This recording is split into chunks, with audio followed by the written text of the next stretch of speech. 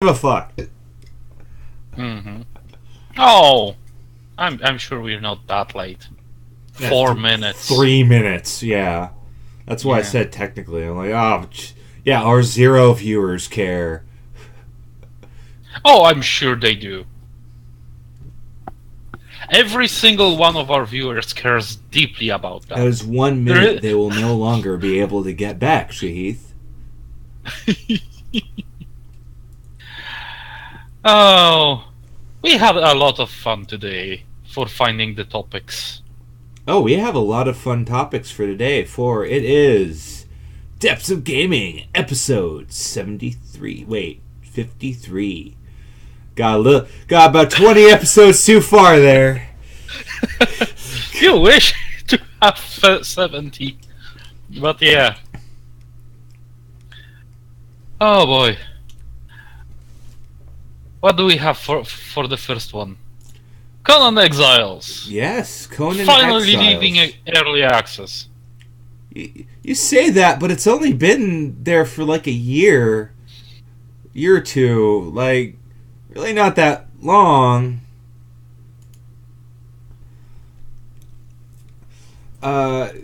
Conan Exiles has announced that it's starting to leave early access. It's going to come out with a bunch of new content that hasn't been tested. It's going to come out with a purge feature where the NPCs will inevitably grow really jealous of your base and start fucking it up.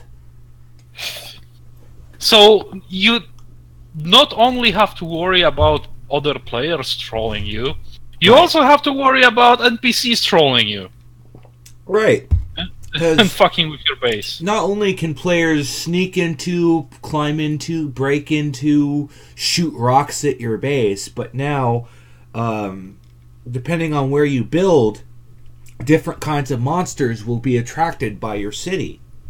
Mm. And the spawns get tougher the closer your base is to important resources. Oh, joy. So now there's a very real downside to building right next to these awesome iron spawns, because you're going to get attacked by really powerful mobs. So this is the importance of creating thralls to defend your city walls. Mm-hmm.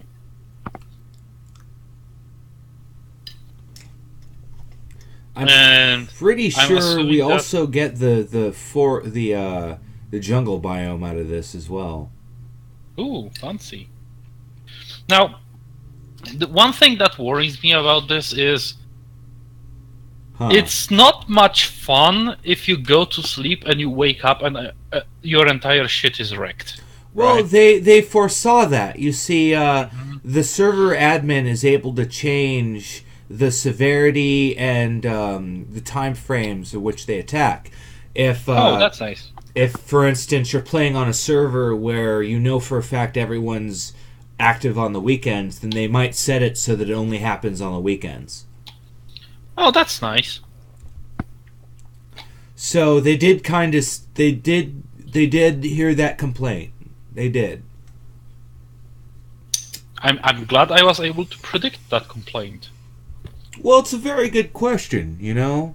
Because the thing that bums people out about Conan Exiles at times is that your base can get destroyed overnight quite easily. Mm-hmm. But if it gets big and defended enough, you can keep it safe. It really depends on what's going on. So I like Conan Exiles, but it's a game you really do need to play with friends. Mm-hmm. Because otherwise, progression, even set to fastest, is very slow. Because you have to gather all these resources and refine it, and it's an exercise of time and effort. Mm-hmm. That I, as a working dude, I can't really devote that kind of time all to Conan Exiles. Not the amount of time that wants me to put into it. That's why I've been playing a lot of match-based games lately, because you get a lot of progression in very small chunks of playtime. So Yeah. any There are games for every kind of demographic, and apparently the Conan Exiles is basically not for you. Well, I do enjoy it. In fact, they're also Well, you rolling enjoy out it, a but you don't combat. have the. I just don't have the time to play it. Yeah. But with the new patch, I'll boot it up every now and then. I'm interested. Yay. So moving on, Riot recently announced in a Q&A that the developer, someone was asking the developer why the character Kaisa has an unnecessarily deep neckline. You see, she looks like some kind of vampire battle stripper. Yep. Or rather, what she actually looks like is the character from Underworld. Underworld. Yeah, it was the movie with the sexy vampires in latex with the guns that shoot hundreds of bullets, but they only hit one or two things. Yes, the bullets that have UV in them and bullets that have liquid silver in them. Yes, it was the ultimate first-person shooter movie. Yeah, didn't they make a game out of it? They had to. What, Underworld? Yeah. I'm sure there's at least one. So, the developer threw out this bullshit story where they're like, oh, well, we don't want the character to look too much like some sort of void creature or otherwise unworldly being. We want her to just look like a human in a suit. So, let's give her giant tits. So let's take away the suit. And peel the suit off to expose her breasts, because nothing says human like exposed breasts. Well, they didn't expose the breasts. They just made the neckline very, very low. And gave the suit boob socks. Because if you look at the suit, it's just the suit kind of curves around and underneath the tits. Yeah, does she apply glue? It's a sock. Gravity has been very forgiving to this character. just in a game predominantly played by 15-year-olds, should we be surprised? No. Well, there you go. Listen, there is nothing wrong in admiring human form. But when your 50th champion is a sexy chick, you might have a problem. It's okay to have one or two or three sexy chicks. The game but if you launched have 50 with 3. Yeah. So yeah, it this is part of the reason why I don't play League of Legends. Is it's really, really stupid. So, speaking of the correct MMO that everyone should be playing, Heroes of the Storm, the vastly superior MOBA of which Deckard Cain is going to be a playable character. And I could have swore this was an April Fool's joke. This might just be an April Fool's joke that they didn't understand. But they're putting in Deckard Cain. This arthritic old man. I mean, it's a little bit like putting what's his name? The physicist, Stephen Hawking. Hawking, Yeah. and pit him against Schwarzenegger. Yeah, they both old, but one is stuck to a wheelchair. And one's caught a little bit of the death at the moment. Yeah. Yeah, we can't use Hawking in a lot of our metaphors anymore. Not unless they're both dead.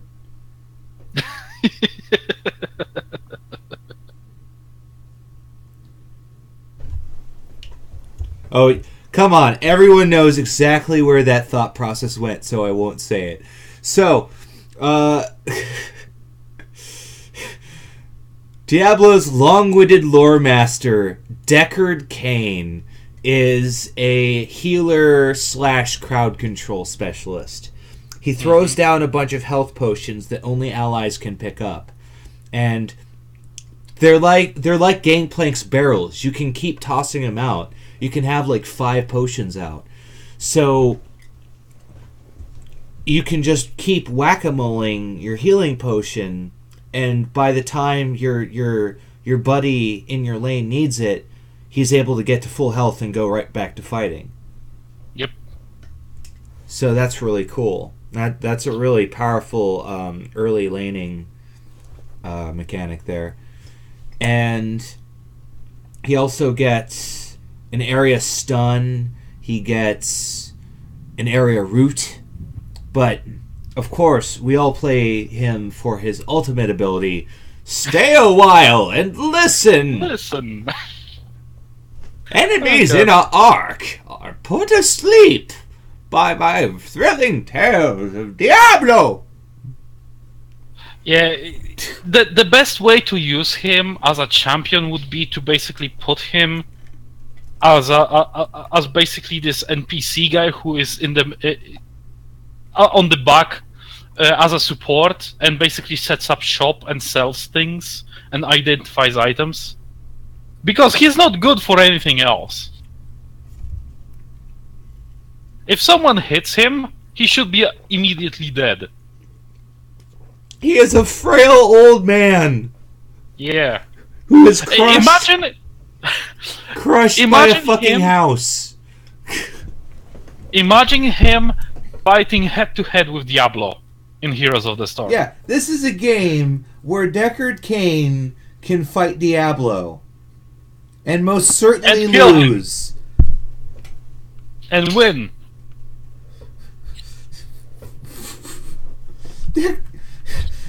Yeah, that would be a quick fight. Rawr, Deckard Cain, where am I? Stay a while and listen, Diablo. I put you to sleep. Oh god, sleep immune. My entire strategy has been rendered moot.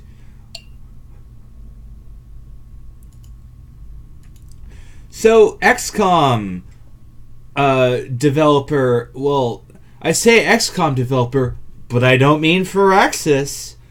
I mean that dude that actually helped make the first game, Julian Gollop.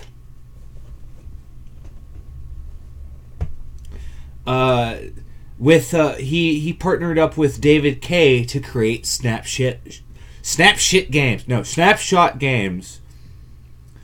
And they're making 100 a month in pledges for their game Phoenix Point, which is the new their new action strategy game that a lot of people are comparing to Fallout XCOM, because, well, it looks like XCOM. I'm not going to actually play the video. It looks like XCOM, smells like XCOM.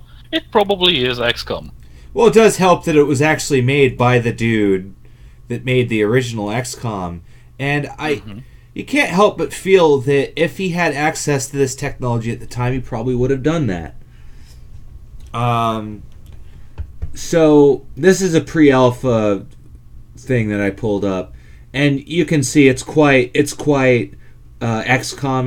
Is you have a cartoony sort of landscape, cartoony looking soldiers, very crisp lines telling you where you can shoot and move.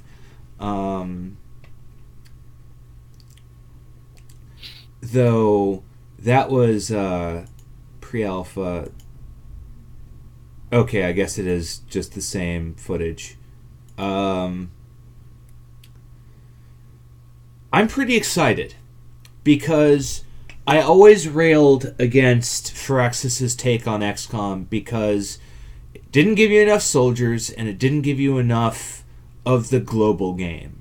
Because the most fun I had in the original XCOM was building up my bases in the world. Oh yeah, that was the most important bit, making your own base, and the new XCOM always failed at.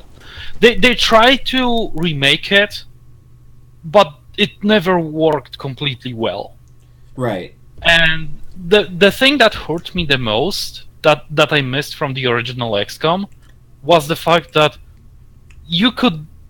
In the original XCOM, you have base invasions where aliens come to your base and invade it, and you have to defend it, like go from room to room and clear it.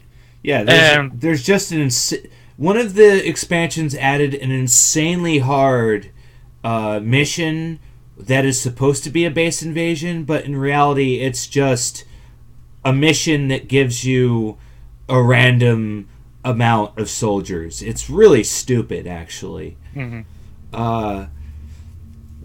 But there's so many features of the original XCOM that I just miss because I missed being able to fill my Sky Rangers full of soldiers, like 12 guys.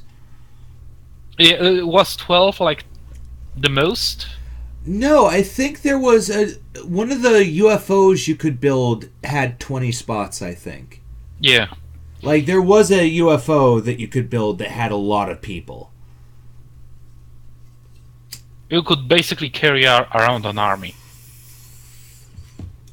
And I always thought it was weird that we're deploying 4-man tactical teams against 20 to 30 aliens. I would understand that in the second XCOM, because there you have you're more like an insurgency. Yeah. And you're trying to you're a resistance group, and however in the first XCOM you are you supposedly have planetary effort. Yeah, you're a planetary effort that can only afford to send 4 people on a mission at once. Yeah, and have 3 aircrafts or something like that. Like, it is amazing how stupid the first Firaxis XCOM is. That's the reason why I suggest anyone who wants to play a better XCOM to play UFO, because that's basically it. Well, Xenonauts was a fairly faithful recreation of XCOM. Mm-hmm. And I believe there's a Xenonauts 2 coming. Ooh, fancy that. I'm going to quickly Google this, because I may be lying. No, it looks very much like XCOM, but even more like the original one. No, I meant Xenonauts 2. I may or may not be lying about Xenonauts 2 being coming. My internet browser does not like... Okay, let me check on mine. Yeah, it looks like it's out. Oh, is Xenonauts 2 already out? Yeah, looks like it. What? I missed the release of Xenonauts 2? Oh no, it's 2019.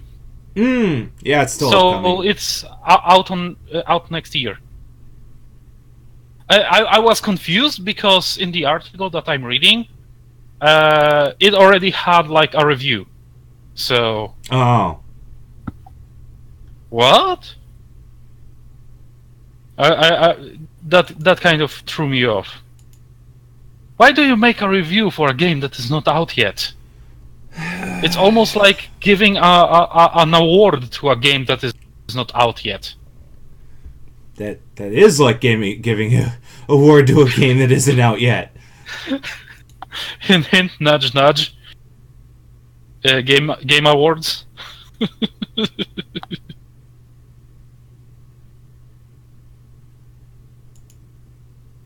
Yeah, my internet is hating life right now. I think my housemate is downloading a lot of porn. Well, there we go. Oh,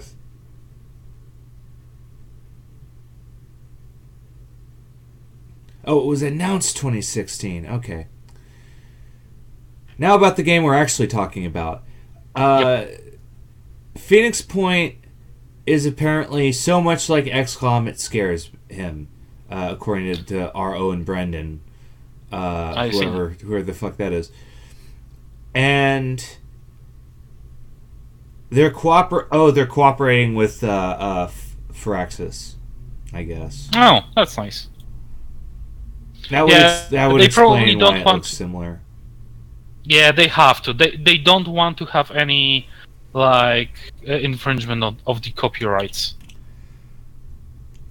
Yeah, well, you might have. Yeah. The guy might have came up with the game, but that doesn't mean he has rights to it. Yeah, so Firaxis is being pretty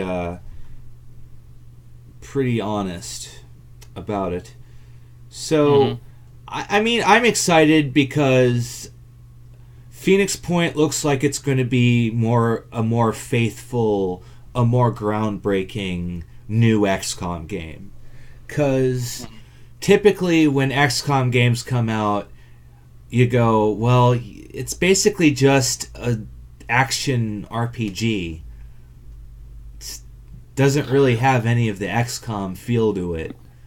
Is it a RPG?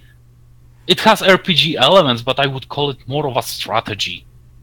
I guess. I mean, RPGs play like strategy games. That's kind of part of how they play at times. But the thing with Phoenix Point is it looks like a different animal, and I'm pretty happy about that. Mm-hmm. Cool robots. The armor looks pretty nice. I'm interested. Yay. So, on to an answer that nobody wanted. Simpler shipbuilding rules. Anyone? For Traveler. For Traveler. Yes, we're doing a Traveler question this time. So, Wordboy Dave writes, I'm looking for an easier way to make starships that sort of approximate Traveler/Cephalus builds. I'm looking for any homebrew rules anyone come up with for an appropriate other resource to simplify the process, because I'm just not good at the current math. And since the whole thing is made up anyway, there's no reason you couldn't just wave your hands and say jump drives and maneuver cost the same, take the same space, and computers are effectively weightless. They are! Computers don't take up tonnage in second edition. Well, maybe he's playing the 5th edition. Maybe he is. That would explain why he's asking for simpler rules. Mm-hmm. All he has to do is just put Traveler 5 down and walk away. Yeah, without a degree in quantum mechanics, I feel like it would be very difficult to grasp it. But other than that, I looked over like the planet generation rules, and there's a whole system for drawing out planets, like all the hexes and like figuring out what they do. Like you can, there are some really in-depth rules in Traveler 5 that I'm kind of glad got left behind at times. So it depends, like we've been hinting at, it depends at what system you're talking about. Because if you just say Traveler, then you're talking about 7 different rule sets. Mm-hmm. Kind of like, how do you make a powerful character in D&D? Well, that really actually does depend on what edition you're playing, because every edition has a different strategy to it. At least as min-maxing goes. Yeah. When it comes to Traveler, I found it that Excel or OpenOffice Calc is your best friend. It really simplifies all the different calculations that you have to do if you have everything on a spreadsheet. Yes. Spreadsheets Bonus are points, very important. Yeah, bonus points if you know how to make functions in spreadsheets. Yeah, Traveler is a game for people who know how to use Microsoft Excel. Yes. Because you will be making lots of spreadsheets, lots of accounting sheets, lots of shit manifests. You have to keep track of every single week that passes, because that's your experience. You have to keep track of the passage of time. There's a lot of spreadsheeting that has to be done. And this is a game from the fucking 70s. Yeah. Oh, so, in the 70s, people liked that kind of shit. They didn't have internet, well, so there weren't video games, attention span. So people had time to spend on that kind of math. Yeah, they had bigger attention spans as well. Yeah. Like, second edition Mongoose Traveler, I really enjoy, because I think the mechanics for building it are rather simple. You declare how much tonnage you want to build your ship, and then you just fill it with tonnage until you're done. It all depends on what you're allowed to use, and also keeping in mind that someone has to pay for it. So when it comes to bigger ships, I found it's really easy because you're just tracking everything in billions of credits. For instance, I put together a 200-ton battleship yesterday, and everything was in billions of credits, so it didn't take me very long to figure out how much everything costed.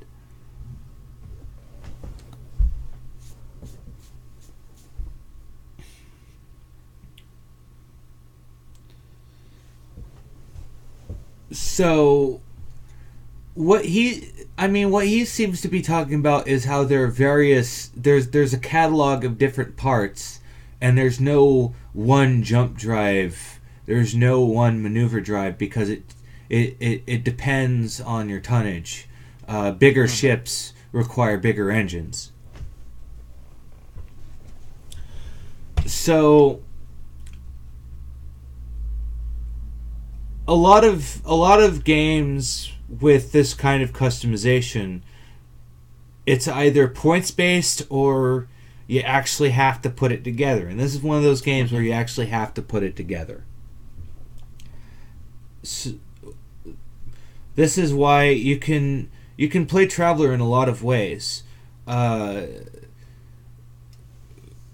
People on the official Traveler Discord, a lot of them play the more traditional way, where they just have a small ship and they do the Firefly thing where they look for odd jobs and haul a little bit of cargo. Where I like playing the bigger games that are more like space opera-y. And that's not really supported in the main Traveler canon, so I don't really think about the main Traveler canon. I see. In fact, I'm pretty ignorant of most of the main Traveler canon.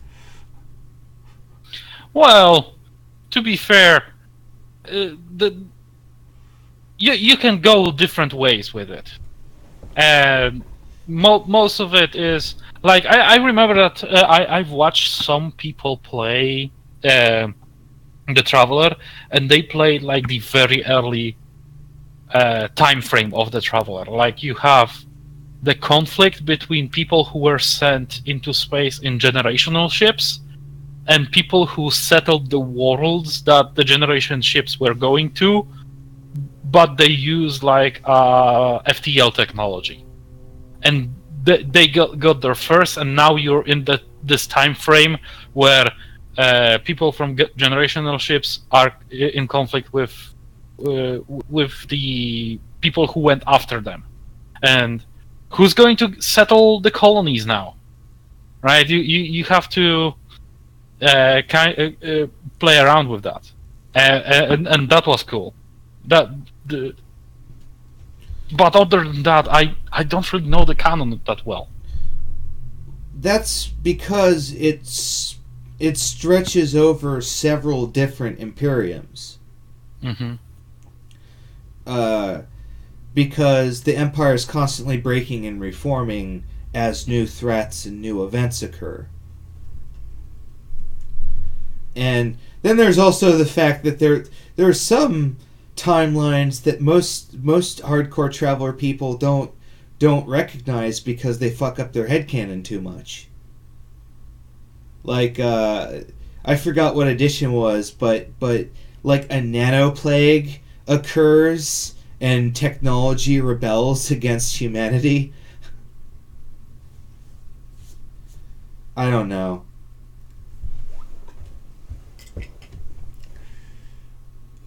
But the mainstay of it is you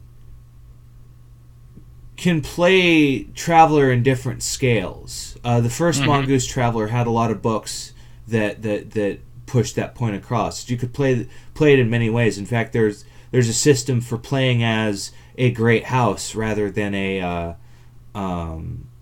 individual. Mm-hmm. There are rules for creating a corporate entity. There are rules for all sorts of things that are essentially you create different types of characters. So Traveler is a very modular game in that way. And something that the High Guard book suggests is you can reduce the tech level of the high technology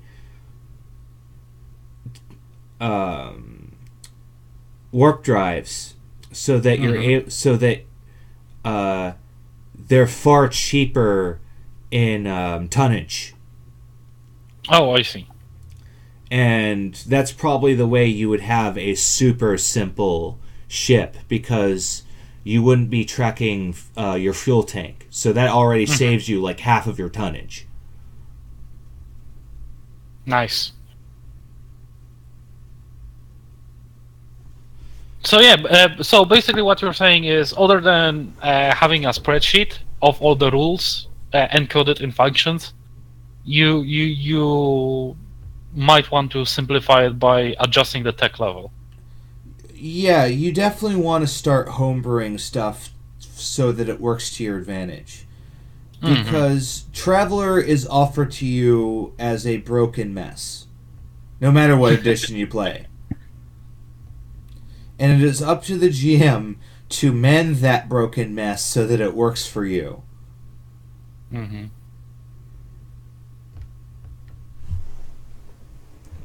But that's our answer that nobody wanted. Thank you very much. That's our show. Thank you.